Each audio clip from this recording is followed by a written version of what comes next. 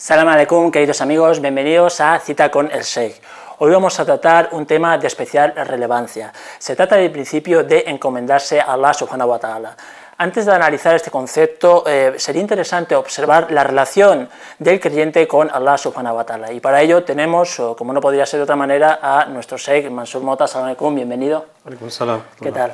Bien, ¿en qué consiste el concepto de la relación del creyente con Allah? Bismillahirrahmanirrahim. Alhamdulillah, wassalatu wassalamu ala rasulillah. Pues el concepto de la relación del siervo con su Señor, ¿no? Con Allah, es importantísimo en la vida del ser humano, ¿no? Y ello viene dado porque de una manera, por así decir, innata o intuitiva, el ser humano guarda mucho y mima de cuidar muchas cosas y de salvaguardar muchas cosas, como es sobre todo pues su físico y alimentarse, etcétera. Pero hay una cosa en la vida del musulmán, en la vida del creyente, que es la que más tiene que cuidar y la que más tiene que mimar, que es en este caso su relación con Allah. Y el problema que tenemos como en este caso, bueno, como seres humanos, pues que de vez en cuando nos deviene el despiste, ¿no? Y el estar alejado de las cosas, de no ser conscientes de muchas cosas, no somos realmente conscientes de que esa relación la conozcamos o no la conozcamos, o aun conociéndolas, las tengamos presente o no, esa relación existe de siempre, esa relación que tiene Allah con cada uno de sus siervos. Entonces, cuando llega el Islam, lo que hace es enseñar al ser humano, enseñar al creyente, que entre él y su Señor hay una relación, ¿no? Y que debe conocerla y sobre todo debe guardarla. Y que lo más profundo, entre otras cosas que se puede analizar de esta relación que tiene cada uno de nosotros con Allah, lo más profundo de esta relación y que otras religiones han corrompido, ¿no? Por muchos intereses, es de que no hay ningún tipo de intermediario entre el ser humano y Dios, ¿no? Y eso es de las cosas que más recalca el Islam, ¿no? De que nadie, porque por poner un ejemplo sencillo, uno puede cometer muchas faltas, unas que son manifiestas y otras que no, y sobre todo aquellas que no, que están dentro de una persona, como es la hipocresía, la envidia y muchas otras, como llaman los sabios, enfermedades del corazón. El único que puede realmente conocer el verdadero grado de sinceridad de una persona es Dios. No puede ser ningún intermediario que intenta intermediar y ponerse entre una persona y su Señor, ¿no? Entonces, en este caso, antes de hablar de cualquier tipo de concepto espiritual o cualquier verdad trascendente espiritual dentro del Islam, lo que uno debe mimar, como se suele decir, como oro en paño, es su relación, ¿no? La relación que tiene con Allah, que vuelvo a repetir, en muchos, como seres humanos que somos, muchas veces no somos conscientes de esa relación, y si vamos a los textos del Islam siempre nos recalcan que en la medida de nuestras posibilidades, como seres humanos que somos, que en la medida de nuestras posibilidades, pero también como creyentes, no olvidemos de que Allah está presente, que nos observa y que hay una relación entre Allah y cada uno de sus siervos, ¿no? Entonces ya hablemos de encomendarnos a Allah, que es el tawakkul. Ya hablemos de taqwa, que es el guardarse de Allah. Ya hablemos de muchos otros conceptos. Todos ellos tienen que ver de una manera directa con esa relación que nosotros tenemos con Allah. Y el principio más sencillo que existe en esta relación es el de la sinceridad. Porque uno puede aparentar mucho de camisa para afuera de lo que pretende o que quiere dar a mostrar que es, pero lo único que sabe que hay de camisa para adentro, de piel para adentro, es Allah. Entonces, como dice Allah en una ley del Corán, Allah no ha hecho dos corazones en los pechos de las personas. Es decir, existe un solo órgano, en este caso el corazón, que es el que dirige la voluntad de las personas, y el que mejor sabe que hay lo que tenemos escondido lo más profundo de nuestro corazón es Él. Entonces, por mucho que uno, incluso desde un punto de vista teórico, ¿no? Incluso aunque uno quiera hablar de estados espirituales muy altos, ¿no? De ciertos, lo que se llama también estaciones espirituales, tal, si no es sincero, por mucho por mucha grandilocuencia que puede salir de las palabras, al final no sirve para nada si esa relación está dañada o está menoscabada, ¿no? La sinceridad, desde luego, que no es un tema baladí, ¿no? No, porque aquí podríamos... este es un tema que podríamos entrar a profundizar mucho, el tema de la sinceridad, porque si hay algo que menoscabe la integridad moral de una persona es la sinceridad. Por eso viene un hadith del profeta Muhammad sallallahu alaihi wasallam con él que dice, le dicen, ¿un musulmán puede robar? O sea, no que se lo permita, sino como diciendo, ¿es posible que un musulmán robe? Y el profeta dice, sí. ¿Y puede que un musulmán cometa adulterio? Dicen, sí. Y el profeta le dice, sí. Y luego le preguntan, ¿y un musulmán puede mentir? Y él dice, no.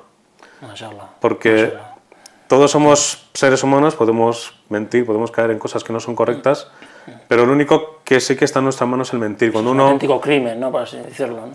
Sí, porque además es un daño que como es algo, cuando una persona hace de la mentira uno de sus valores, entre comillas, y miente, al final lo que está es menoscabando su imagen delante de los demás. Es decir, yo creo que a ninguna persona, incluso sin ningún tipo de educación, sin ningún tipo de principios que siga, solo por ese fitra, por ese innatismo que tiene, a nadie le gusta estar con un mentiroso, porque sabe que a lo mejor un día él va a sufrir las consecuencias de ese mentiroso. Entonces, es muy importante, ¿no?, el tema de la sinceridad.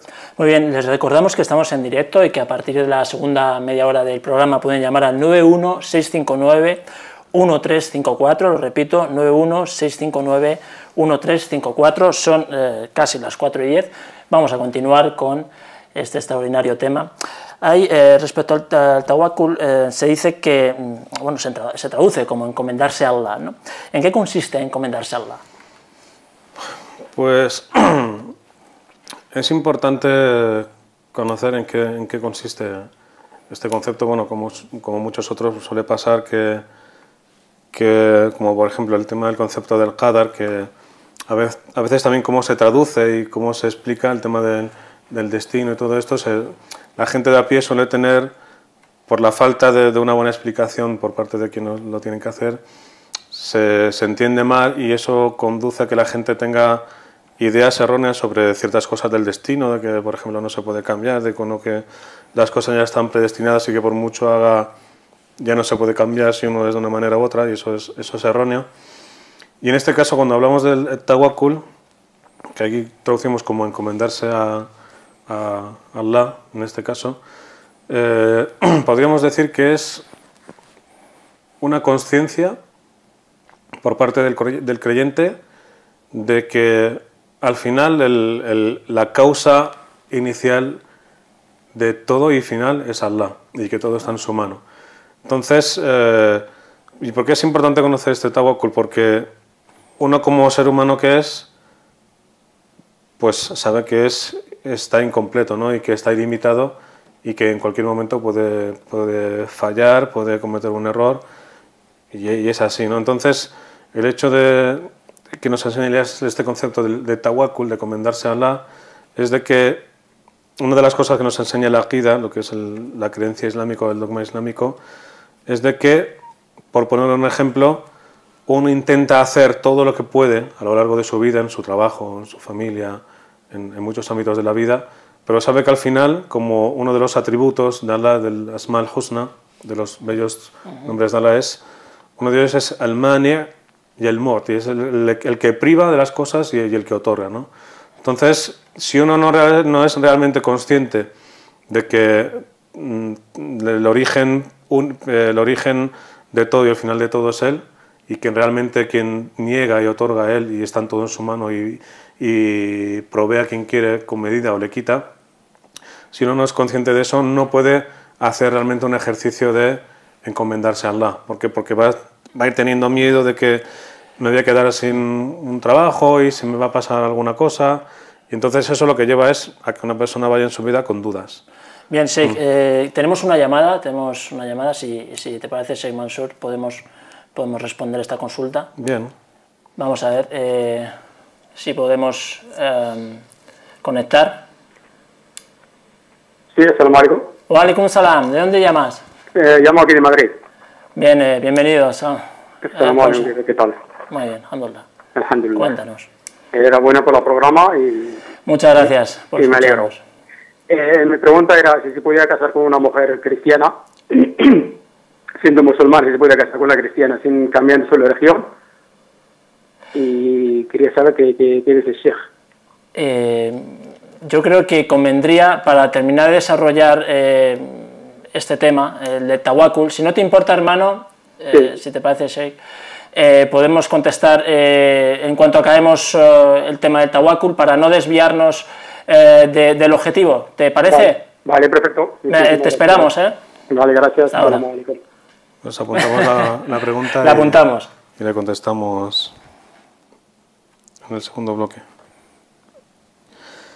Bien, pues como decía, si uno no es consciente verdaderamente de que el origen y el fin de todo es Allah, que está en su mano, está todo el devenir de las cosas, el principio de las cosas y el final de las cosas.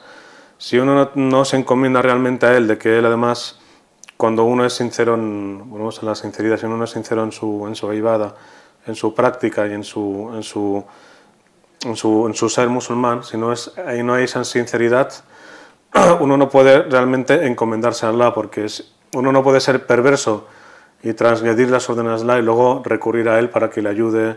Uno tiene que ser sincero. Una cosa es que uno cometa errores y cometa faltas incluso a sabiendas de que no es correcto, y luego haga tauba, luego se arrepienta de sus actos y sea sincero otra vez con Allah. Pero no cabe, y además Allah no acepta, de que uno sea transgresor, como suele decir al refrán, ¿no? A Dios rogando y con el mazo dando, ¿no? Que se aplica justamente a lo que estamos diciendo. Uno, para que pueda encomendarse a Allah y, entre otras cosas, reciba esa ayuda a Allah y esa compañía, que se llama en árabe el ma'iyya, que uno sepa y sienta realmente que Allah está con él siempre, tiene que ser sincero, ¿no? Y cuando él es sincero, entonces Allah se acerca a él, y cuando él realmente, el siervo, se encomienda a sus señores, cuando él va a recibirla y va a sentir que está con él. Muy bien, respecto a los frutos, ¿no? Los frutos son muy importantes, ¿no? De hecho, son el objetivo, ¿no? O por lo menos uno de los objetivos, ¿no? ¿Cuáles son los frutos del Tawakkul? Pues, como hemos dicho antes, de los frutos, porque son muchos, de los frutos que uno va a tener si realmente es sincero con Allah, si es sincero con Él, es de que, aunque sabe que Él, tanto mentalmente como físicamente y como espiritualmente, en muchos aspectos dejamos muchos que desear, porque bien por negligencia o por dejadez, o bien porque, aunque uno se esfuerce al máximo, sabe que está limitado, que no va a poder dar siempre lo que él quisiera en muchas cosas. Cuando uno se encomienda a Allah, sabe que si realmente es sincero, Allah va a estar con él. Entonces, y esto pasa mucho en la vida, más cuando realmente uno es sincero lo experimenta, lo siente, ¿no? Que da un paso en la vida o da pasos para afrontar ciertas cosas, y aunque encuentra dificultades, ve poco a poco de que las cosas se van resolviendo, ¿no?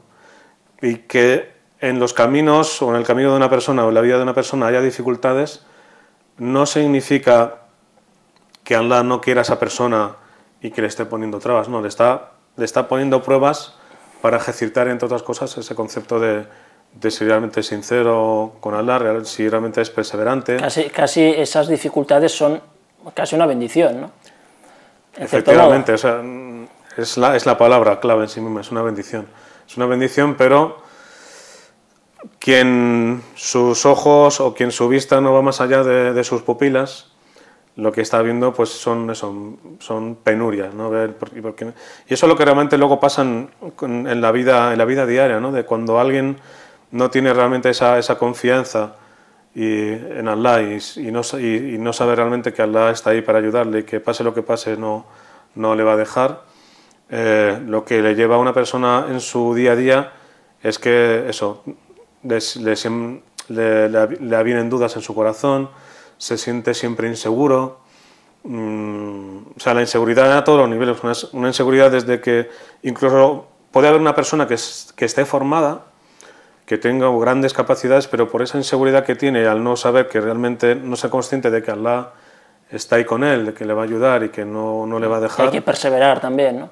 Hay que perseverar, sí, porque aunque cueste, no dejan de ser una bendición en el camino de que hay pruebas de que son difíciles, pero lo que hacen muchas pruebas y muchas crisis, no la crisis que estamos viviendo ahora, que es otra, sino crisis en el sentido de que uno se encuentre ante una situación de dificultad, ¿no? Donde tenga que, como se dice, estrujarse el cerebro y mirar en su corazón y realmente buscar en cada momento y en cada acción esa sinceridad y esa relación que tiene con Allah para ver si realmente él está actuando bien, porque puede pasar que con toda la buena intención nos equivoquemos. Eso nos pasa la mayoría de las ocasiones. Incluso con nuestra buena intención queremos hacer algo, queremos llevar nuestra servidumbre a la mejor práctica, pero nos equivocamos.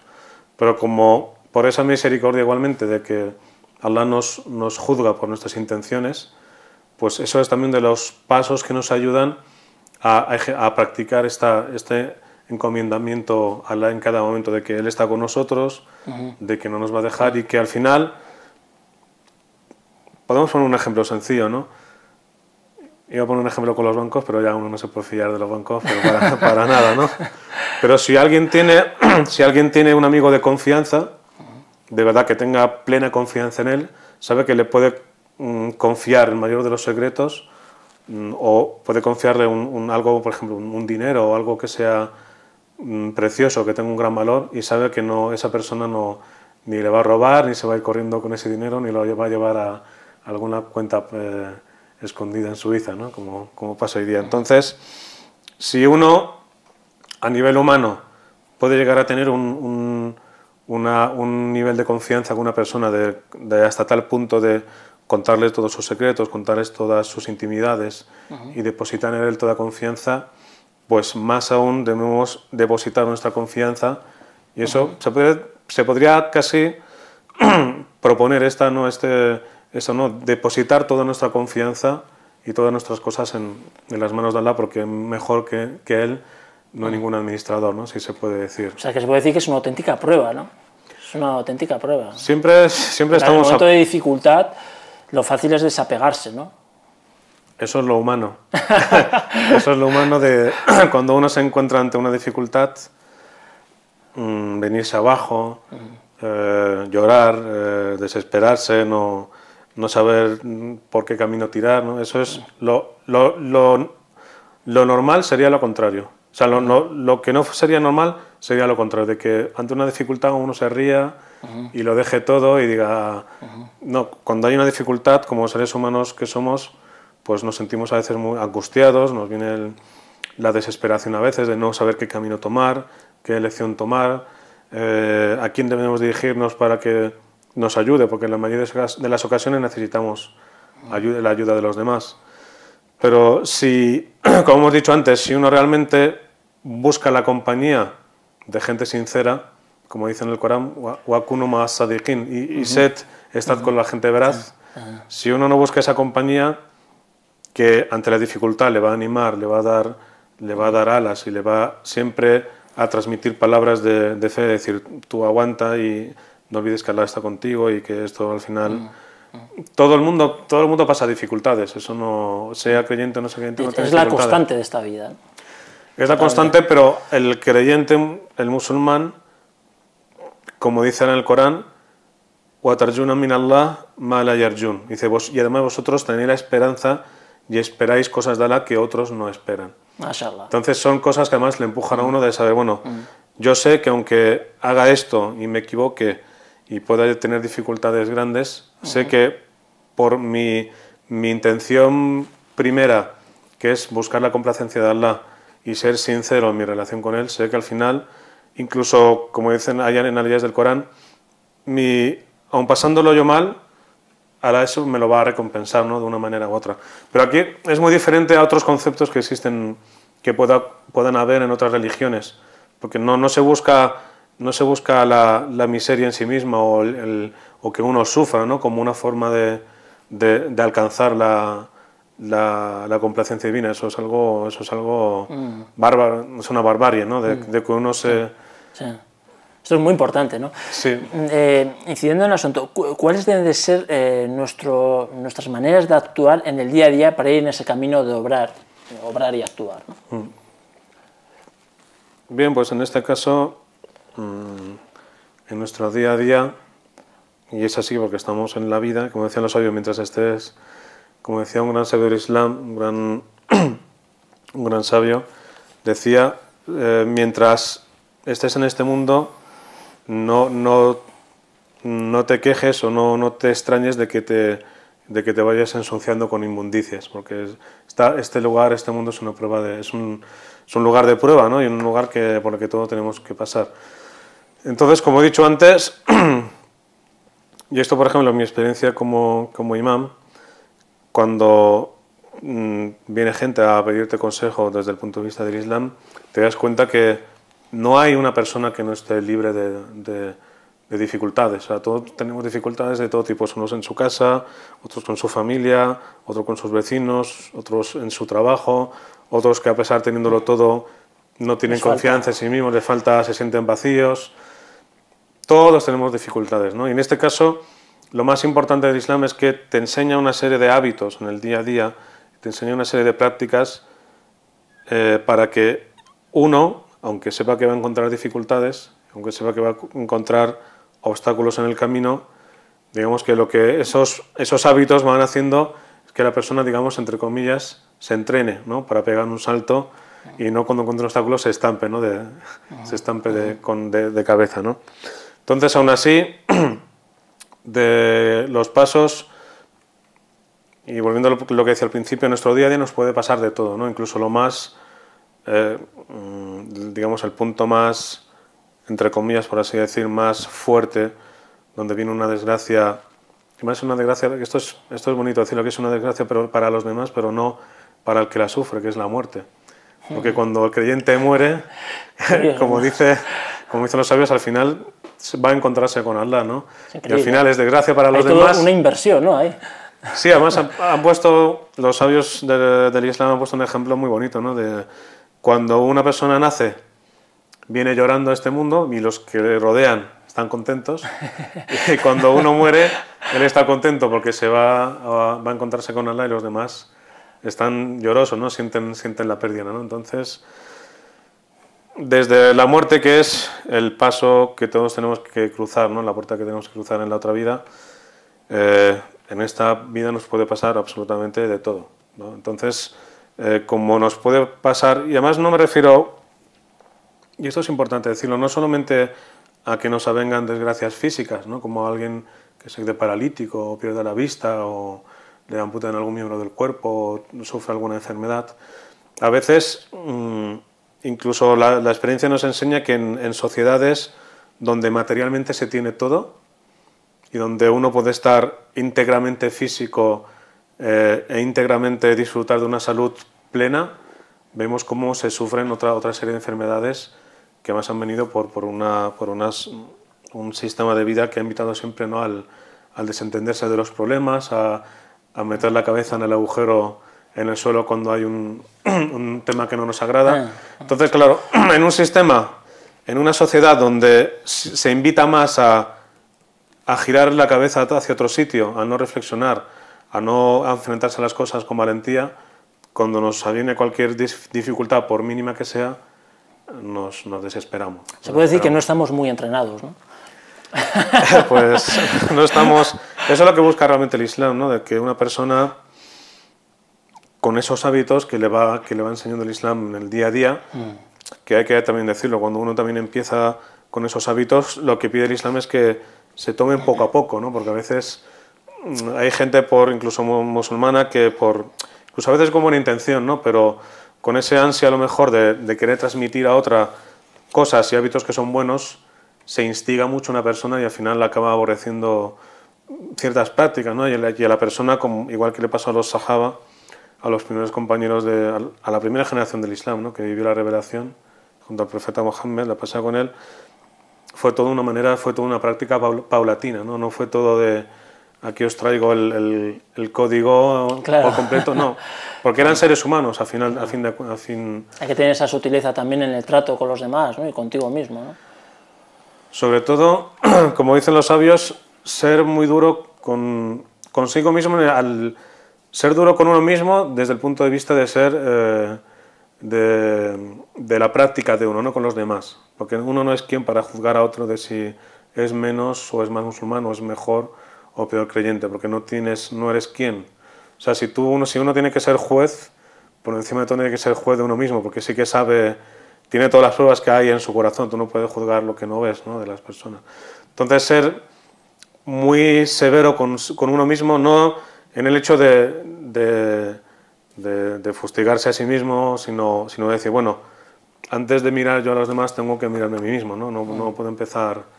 Y es un concepto que por desgracia se pierde bastante y estamos más atentos de lo que dicen los demás o de lo que hacen los demás, de que realmente qué es lo que hacemos nosotros o lo que sale por nuestra boca. En este caso es mucho más difícil mirar tu propio interior que el de los demás, ¿no?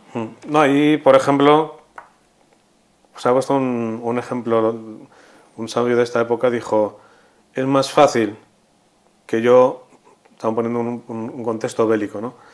Dice, es más fácil que alguien te dé un arma y diga, ataca a esta persona, que alguien te dé un arma y te diga, clávatela. Y eso es un poco lo que insta el Islam, ¿no? El que si uno se tiene que juzgar y se tiene que valorar y se tiene que gritar, es uno a sí mismo antes de que gritar a los demás, porque no es quien. Ahí está Allah para juzgar y criticar a los demás, ¿no?, tanto en esta vida como en la otra. Muy bien, pues les recordamos que pueden participar ya ahora sí en la segunda media hora de nuestro programa y que pueden llamar al teléfono 916591354, 916591354 y consultarnos cualquier duda que tengáis con respecto a diversos temas, ¿no? Ahora vamos a hacer una breve pausa y pues en breve retomamos esta presencia con ustedes.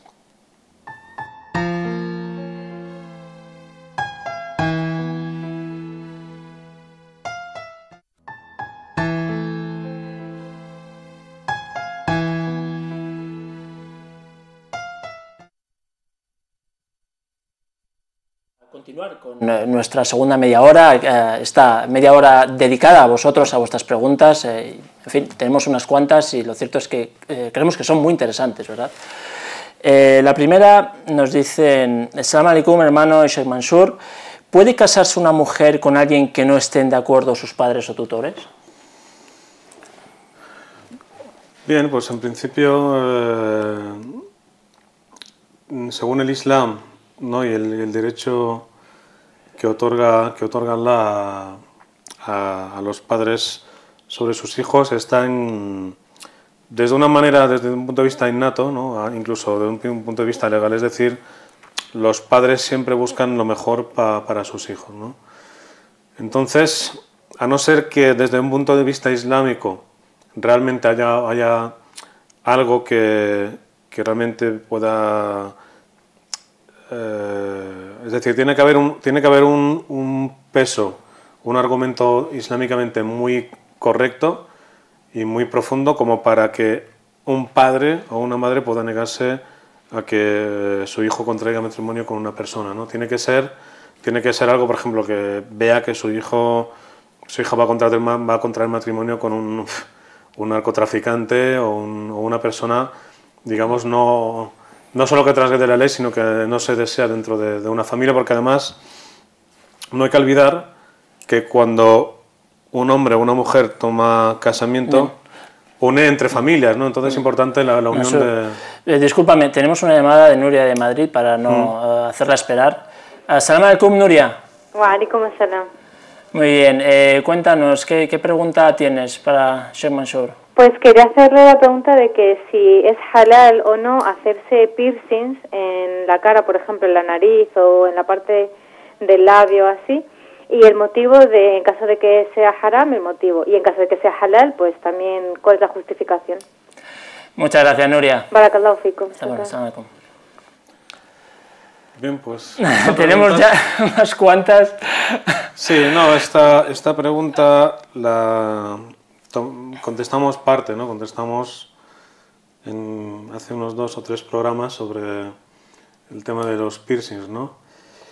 Dijimos que, en principio, por ya, ¿cómo se dice? Por ya hábitos o tradiciones que tenían en la época árabe preislámica, como muchos otros pueblos, ¿no? Que eran que las mujeres llevasen pendientes, ¿no? Y consecuentemente pues se hiciesen orificios en las orejas.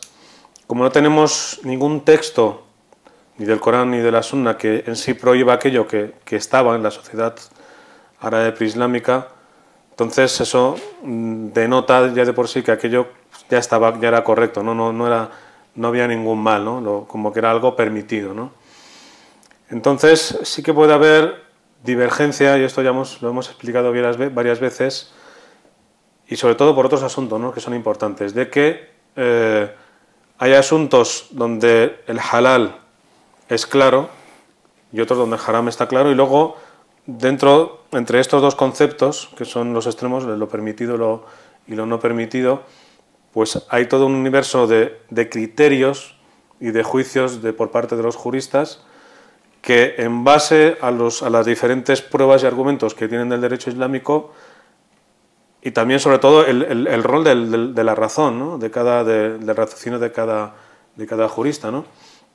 Puede llevar a que en una situación donde tampoco hay muchos argumentos que hablen de si es correcto una cosa o no, pues que se inclinen más por una cosa de que a lo mejor no la vean muy apropiada para un musulmán, y otros que la abran y lo vean como permitido, ¿no? En este caso, mi opinión, en este caso el tema de los piercings, tenemos en otras culturas de pueblos de tendencia de confesión musulmana, como es por ejemplo zonas como Pakistán y la India, donde desde hace siglos pues está la costumbre de que las mujeres se pongan, utilizando parámetros actuales, como un pequeño piercing, ¿no? Como un pendiente en la nariz, ¿no?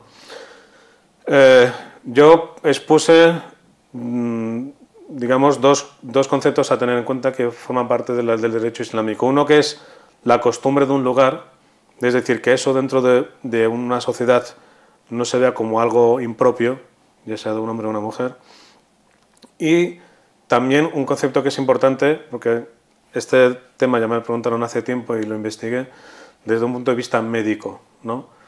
Entonces, yo me cultivé en este sentido, en este asunto, y según pues exponía los artículos médicos sobre el tema de los piercings, hablaban de que había que consultar siempre a un médico, porque según en qué zona del cuerpo se podía hacer, pues no deja de ser como una herida abierta, ¿no? Puede causar infecciones y cosas no deseadas.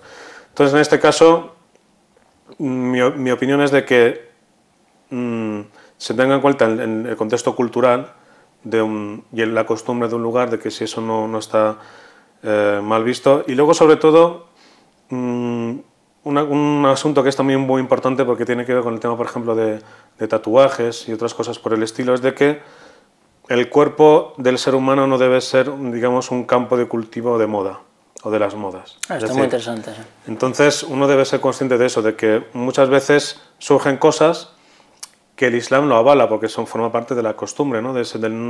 La manifestación humana de muchas cosas, ¿no? En el vestir, en expresar, por ejemplo, su manera de construir, ¿no? De cultivar, ¿no? Hay cosas que son propias del ser humano como manifestación de esa riqueza que está dentro de él, ¿no? Pero también utilizar el cuerpo como una manera de expresión de algo, si no es realmente expresando pues principios que son nobles, ¿no?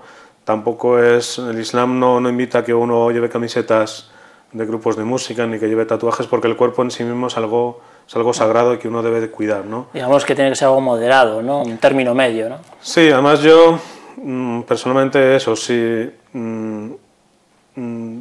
yo invitaría a quien pensara en ponérselo, porque claro, tampoco podemos decir que es haram, que es ilícito, porque ya se ponían las mujeres, se hacían orificios, por ejemplo, en las orejas, para ponerse pendientes y no hay ningún texto que lo prohíba, ¿no? Que hablarse sobre ello. Entonces no podemos decir que en otro lugar del cuerpo sea haram porque no tenemos ese argumento, ¿no? para declararlo ilícito, pero sí que tenemos otros argumentos que parten de esos principios, que es el de cuidar, ¿no? Y el de mimar este cuerpo desde todos los aspectos, ¿no? Y sobre todo como musulmanes estar muy atentos al tema o sea, atentos en el sentido de decir, de ser prudentes y escépticos en el tema de las modas que salen, porque además no es algo que tenga unas raíces realmente culturales profundas. Sí, a veces están un poco dirigidas, ¿no? También. Sí, porque al final la moda al final busca únicamente el dinero de la gente. No busca... Hay muchos matices, ¿no? Pero para concluir, no decir que es haram, porque no hay ningún documento, no hay ningún texto que esto, pero sí, en mi opinión, que se consulte un médico antes y que un musulmán por encima de todo se mire y que no, o sea, sobre todo su rostro, que es lo más hermoso, lo más noble, no lo corrompa, ¿no? En este sentido. Muy bien, les recordamos que estamos en directo, que pueden llamar al 916591354, que estamos aquí para atender sus dudas. Tenemos una pregunta bastante interesante que nos han formulado, que merece la pena, ¿no? Sí, se trata sobre aquello de si puede casarse una mujer con alguien que no esté de acuerdo a sus padres o tutores, ¿no? Esto es un tema bastante interesante, ¿no? Sí, además muy controvertido, ¿no? Sí, porque por desgracia, en este sentido, algunos padres o algunas madres, o lo que es del conjunto, o sea, el núcleo familiar, a veces por influencias culturales, a veces por ideas erróneas, o a veces incluso por ideas propias de cada persona, pues se caen en errores que incluso van en contra del Islam, ¿no? De que a lo mejor no se quiera permitir o no se tenga del agrado de que una chica, por ejemplo, se quiera casar con otro chico, o puede pasar con un chico, de que no se quiera casar o no lo vean de buen grado que se case con otra persona porque es de otro pueblo, o porque uno es de un país y el otro es del otro país, ¿no? Como si esto fuese Villarrío o Villabajo, ¿no? Y esto no puede ser, ¿no? No puede ser porque, por desgracia, incluso hay personas, a veces más chicas que chicos, que sufren un hostigamiento por padres de los padres que no es correcto.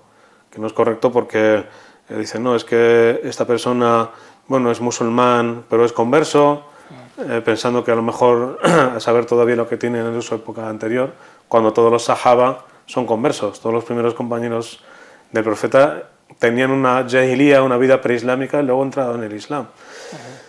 Entonces, a veces por eso, por rencillas culturales, por rencillas políticas, por ideas totalmente erróneas y a veces por propios vicios, ¿no? De una propia persona, pues se llega al desacuerdo y se muestra uno el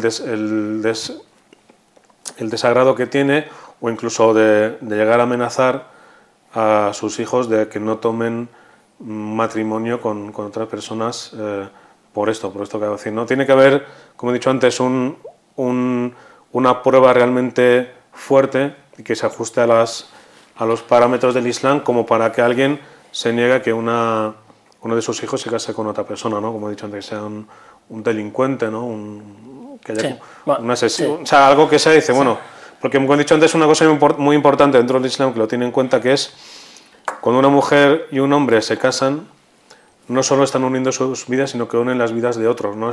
Hay gente que indirectamente devienen yernos y devienen cuñados y devienen suegros, y lo que busca siempre el Islam es que haya un buen ambiente, ¿no? Y además lazos fraternales y de amor dentro de la familia. Entonces, claro, si ya se van a tomar una serie de decisiones, como he dicho, sin tener en cuenta el Islam, pues lo que va a llevar con el paso del tiempo es que haya malestares, pero infundados. Es decir, bueno, te has casado con este porque es del otro pueblo, nosotros somos de Villarriba y ellos son de Villabajo, y uno de Villarriba y uno de Villabajo no se pueden casar, ¿no? Entonces estamos un poco, por desgracia, es muy censurable, y desde aquí llamamos a que tanto los padres como las madres que vean que sus hijos quieran casarse con alguien, como dice el hadith, en un hadith del profeta Sallam, cuando veáis a alguien de quien os complazca su din, de que veáis que su din es correcto, pues dejad que se casen, porque ¿qué más valor puede tener en la vida de una persona? Pues su din, ¿no? Que su dinero, su belleza, ¿no? Bien, hay otra pregunta bastante interesante que dice: Salam alaikum wa rahmatullah, yo leo francés y una vez me regalaron un libro sobre la interpretación de los sueños de uno de los seguidores que se llama Ibn Sirin. Mi pregunta es si este libro es fiable y se puede tomar como referencia en la explicación de los sueños. La verdad que esto es un mundo ya para echarlo de comer aparte, ¿no? Sí, bueno, este libro es muy conocido, de Ibn Sirin, de la explicación de los sueños. Lo que pasa es que se le atribuye este libro a Ibn Sirin, que es uno de los grandes seguidores, digamos la segunda generación de los musulmanes, de la época de los musulmanes. Se le atribuye a él, pero ya desde hace muchos siglos ya los propios sabios niegan que fuera una obra suya, ¿no? Entonces, primero, no es una obra suya, se le atribuye a ese seguidor, pero no es suya. Y segundo, decir que el tema tampoco se puede tomar de este libro, aunque tenga muchos siglos y sea reconocido en el sentido de ser conocido. No se puede tomar al pie de la letra unas explicaciones que digan, pues, por ejemplo, si uno ve en el sueño tal cosa, pues significa tal, o si ve tal cosa significa lo otro, porque en principio no hay, siendo, digamos, estrictamente académicos, no hay todas estas paralelismos, ¿no? De que un icono, un concepto, una imagen, un sueño signifique tal. Lo que sí que existe, tal y como nos lo enseña el Corán, que Allah pueda dotar a una persona, sea la que sea, con la explicación de los sueños, ¿no? Como le pasó al profeta José, a Yusef, que tenía ese don de poder explicar e interpretar los sueños, ¿no? Entonces, eso se queda más desde un punto de vista interno, de que uno tenga ese don y puede que Allah se lo dé para interpretar los sueños, pero algo escrito en sí mismo no podemos tenerlo, en este caso, en este libro de Ibn Sirin, de la interpretación de los sueños, no podemos tenerlo como referencia porque tampoco se basa o se fundamenta sobre algo, digamos, claro, un texto del Islam, ¿no? Claro, aquí la experiencia también y las relaciones particulares de cada uno son fundamentales, ¿no? Como para tener una guía, ¿no?, que te sirva de interpretación de los sueños, ¿no? Es poco sí, porque difícil. Es un tema que entra dentro ya de otras disciplinas como la espiritualidad islámica, porque es algo que no se puede, no es tangible. No es tangible, pero sí que se puede manifestar, ¿no? De que alguien realmente haya recibido ese don por parte de Allah y pueda interpretar los sueños, ¿no? Y no es porque profetice algo que vaya a pasar, ¿no? Porque, bueno, esto es un tema largo. Puede pasar que Allah otorgue a una persona un sueño donde vea, por ejemplo, algo que va a pasar en el futuro, ¿no? Eso es plausible, puede pasar, ¿no? Pero como no es una ciencia, digamos, que esté escrita, es algo que parte de la experiencia espiritual. Sí que hay sabios que, bueno, pues han escrito libros, han escrito obras sobre, no dando iconos diciendo, bueno, si veo tal significa tal, no, sino diciendo, digamos, un poco los parámetros que se tienen a la hora de interpretar los sueños, ¿no? Muy bien, pues son las 5 menos 10. Les recordamos que pueden llamarnos y consultarnos al 91659-1354, repito, 91659-1354. Vamos a continuar con una serie de preguntas que creo que no tienen desperdicio, son muy interesantes, ¿no? Sí, perdona que te corte, creo que había una pregunta de un hermano sobre el casamiento. Ah, sí, por supuesto. La tengo aquí apuntada. Pues bien, responderle al hermano que nos ha preguntado sobre si un musulmán se puede casar con una chica cristiana. En este caso decir que el Islam sí que lo permite, pero con condiciones. Condiciones en el sentido de que si, igual que pasa en el Islam también, porque el Islam lo que busca al final es el bien de las personas, ¿no?, en este mundo. Que si se casa con una chica porque es cristiana es porque realmente es cristiana, es decir, porque realmente es creyente y practica esa fe, no porque sea de familia o de padres o de abuelos que son culturalmente cristianos, no, tiene que ser realmente una mujer que sea creyente, sí, ¿no?, que tenga fe, convencida y que practique su religión, ¿no? Que bueno, como entre los musulmanes hay quien más practique más o practique menos, aunque son religiones diferentes, por así decir, pero que es una persona que tenga fe, esté convencida de su fe, ¿no? Entonces en este caso sí. Y luego tenemos el mismo hermano se ha preguntado sobre el tema del contrato, ¿no? Y concretamente el tema de la separación de bienes. Decir que islámicamente, dentro del derecho islámico, tanto el hombre como la mujer, digamos que la base primera, digamos, es de que dentro del matrimonio, aunque luego pueden hacer lo que quieran, ¿no? Pero dentro del matrimonio es que haya separación de bienes. Es decir, que uno contraiga matrimonio con la otra persona no implica que sus bienes forman parte también de mí, o que yo entre a formar parte o que yo tenga derechos sobre sus bienes. Es totalmente diferente. Entonces esto lo estipula muy bien el Islam, de que luego pueden llegar a un acuerdo, dice, bueno, nos casamos y hacemos, ahora no recuerdo cómo se dice, juntar los bienes, sí, ¿no? Sí, compartir los bienes, ¿no? comparten. Pero en sí tiene el derecho, tanto el hombre como la mujer... Bienes gananciales, ¿no? Sí, vienen de gananciales. En este caso, de hacer separación de bienes. Que es, ¿por qué? Porque antes de casarme yo ya tengo unas propiedades y tengo una hacienda. Que yo contraiga matrimonio con otra persona no implica de que esa persona entre a formar parte de mi hacienda. Esto es una cosa totalmente... Tengo ese derecho, ¿no? Tengo el derecho de hacer que participe esa persona o no, ¿no? Entonces se puede hacer... O sea, te da el derecho del Islam, ¿no? De que haga separación de bienes, pero si quieren llegar a un acuerdo de hacer bienes gananciales, lo pueden hacer, ¿no? Pero la base es de que cada uno, y repito, sea el hombre o la mujer, de que porque contraiga matrimonio, no por ello implica o tiene el derecho de que tiene que ser partícipe, ¿no? También de esos bienes, ¿no? O sea, que digamos que la constante es que haya separación. Cada uno tiene sus bienes. Que eso no, claro, eso no implica que cuando uno se casa tiene que afrontar gastos, ¿eh?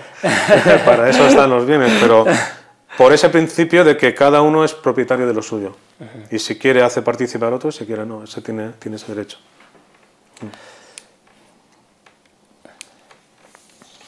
Muy bien, pues tenemos una llamada, nos llama Latifa desde Madrid. Salam alaikum, Latifa. وعليكم السلام ورحمة الله تعالى وبركاته. Encantado de escucharte. Cuéntanos. Gracias. Mi pregunta es sobre el ilmu nafi'.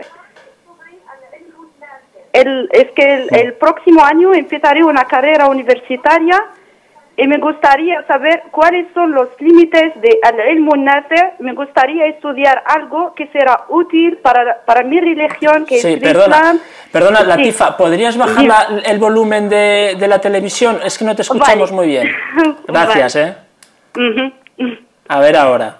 Entonces, mi pregunta es sobre el ilmu nafi', como he dicho, y me gustaría saber cuáles son los límites del ilmu nafi', qué carrera puedo estudiar y qué me será útil y dónde tendré la conciencia tranquila con Allah.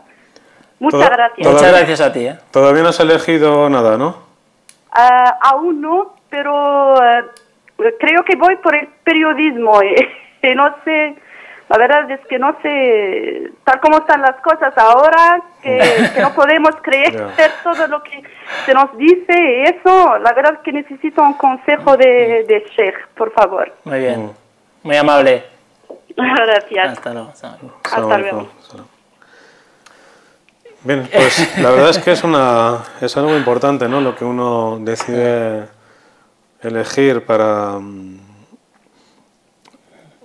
poco desde dos puntos de vista, ¿no? La elección que uno hace para tener un sustento en la vida, ¿no? Un trabajo, ¿no? Y hoy no se puede decir tampoco de asegurarse un trabajo, ¿no? Sí. Pero bueno, y sobre todo tenemos que practicar lo que se llama el tawakkul, ¿no? Encomendarnos a Allah en cada momento que uno elija lo que elija, sabe que uno puede ser parte de una familia importante y al final no tener ni oficio ni beneficio, ¿no? Y en este caso, en cuanto a lo que es el ilm an-nafi, es decir, el conocimiento de provecho, justamente hemos estado hablando esta mañana con el hermano Hussein El-Wariachi, que está detrás de las cámaras en control. Hemos estado hablando hoy sobre los conocimientos, ¿no? En el Islam, de qué es lo primordial, ¿no? Lo secundario, y qué es el fard del-ain, ¿no? Una obligatoriedad individual de cada uno, y el fard kifaya, que es una obligatoriedad que recae sobre la comunidad en su conjunto, ¿no? En este caso, mi hermana Latifa, bueno, todos aquellos que nos vean, decir que una cosa es que uno, por ejemplo, tenga una carrera o quiera sacarse un título con el fin de obtener un trabajo y el día de mañana pues traer un sustento a su casa, que eso es totalmente legítimo y uno puede elegir en este caso cualquier cosa, pero me ha gustado mucho ese planteamiento de la hermana también de cómo, bueno, sé que tengo que estudiar, sé que tengo que tener un trabajo, pero desde esa perspectiva y ese planteamiento de también aportar un beneficio a los demás, ¿no? Y ese es un punto que tenemos que tener presente todos los musulmanes, ¿no? Sobre todo de qué puedo aportar yo, ¿no? Con mi conocimiento y con lo que uno sabe, ¿no? ¿Y en este caso? En este caso, pues decirle simplemente que en todo aquello, sobre todo en aquello que alguien tiene un don y puede desarrollar, o sabe que a lo mejor, si investigando un poco, si sabe que en ese campo, digamos, flaquea, no hay grandes periodistas musulmanes que aportan realmente grandes cosas, y ve que en ese caso, por ejemplo, se flagea o la comunidad adolece de no tener grandes periodistas que puedan aportar, pues en este caso tampoco le estoy diciendo a la hermana que ya se decida por ahí, pero sí, yo pienso que sobre todo es los dones que uno tenga de desarrollarlos, ¿no? Y ampliarlos y llevarlos a más. Saber cuáles son tus dones y tus virtudes, ¿no? Sí, bueno, sí, claro. Primero analizar un poco cada uno cuáles son sus dotes y qué es lo que sabe hacer más, qué es lo que le gusta hacer y que él es consciente de que a lo mejor puede aportar mucho, pues simplemente desarrollar esa faceta que uno tiene para luego ayudar, ¿no? A los demás. Y en este caso, dentro de la umma, que es decir, uno sea un imán, uno sea un historiador, uno podemos aportar cientos de cosas. Sí, porque está muy necesitada realmente, ¿no? Incluso desde cualquier punto de vista, ¿no? Entonces, sobre todo, mi opinión es de que cualquier cosa que uno pueda desarrollar, ¿no? Sobre todo de sus dones y aquello que le llama y le gusta, y si además ve que eso porque una cosa es, por ejemplo, que pues a lo mejor para el futuro, como he dicho, todo está en la mano de Allah, ¿no? No porque uno tenga 7 carreras significa que va a tener un trabajo garantizado, eso está en las manos de Allah. Lo que importante es de que si uno va con esa intención, que además es buena y además es bonita, que es que pueda aportar yo a la umma, en base a lo que hemos dicho antes, cualquier cosa que uno haga está bien, porque viene con esa niyya, con esa intención. Muy bien, alhamdulillah. Desde aquí deseamos mucha suerte a Latifa y confianza en Allah, inshallah, que seguro. Hay mucho trabajo que hacer. Bien, y muy brevemente podríamos contestar a esta pregunta que nos envían. Dicen: As-salamu alaikum wa rahmatullah. Tengo una pregunta relacionada con el Corán Karim. ¿Cuál es la última ley o versículo que se reveló del Corán? Pues normalmente cuando se habla de la última ley, y creo que esta pregunta va por ahí porque se suele hablar de la última ley del Corán que fue revelada, del Corán donde dice: Al-yawm akmaltu lakum dinakum, hoy os he completado vuestra fe y me he complacido el Islam para vosotros como din, ¿no? Como religión. Pero también hay algunos sabios que dicen que esta fue la última ley del Corán en lo relacionado a la jurisprudencia, al din como tal, ¿no? Porque hay otros sabios que dicen, porque esto va un poco con la ciencia, lo que se llama asbab an-nuzul, que se llaman las circunstancias de la revelación del Corán. Hay algunos sabios que dicen que no tenemos determinado muy precisamente. Algunos sabios dicen que sí, que es esta última ley, la última que se reveló, y otros sabios dicen que fue otra ley, fueron dos. Esta, conjuntamente con otra que dice: Wattaqu yawman turja'una fihi ila Allah. Dice: y guardaos de un día donde seréis devueltos a Allah, luego seréis juzgados y no se juzgará a nadie de manera injusta, ¿no? Entonces, como viene el Corán a cerrar y a transmitirnos de que ya el din está completo, de que él ha hecho su revelación, y nos viene a recordar también que ese din ha sido revelado para ponerlo en práctica y que consecuentemente uno va a ser juzgado el día del juicio por sus actos, ¿no? Por eso dice: Wattaqu yawman turja'una fihi ila Allah, y guardaos de un día donde todos seréis devueltos a Allah, luego se os juzgarán por vuestras obras y ninguno será juzgado injustamente. Subhanallah, alhamdulillah. Muy bien, pues esto es todo. Mansur, muchísimas gracias por tu presencia, como siempre. Gracias a mí. Y a ustedes les recordamos que pueden enviar todas sus preguntas a citaconelsheikh@cordobainternacional.tv. Repito, citaconelsheikh@cordobainternacional.tv. Y os emplazamos pues a una próxima edición de Cita con el Sheikh. Hasta pronto, assalamu alaikum.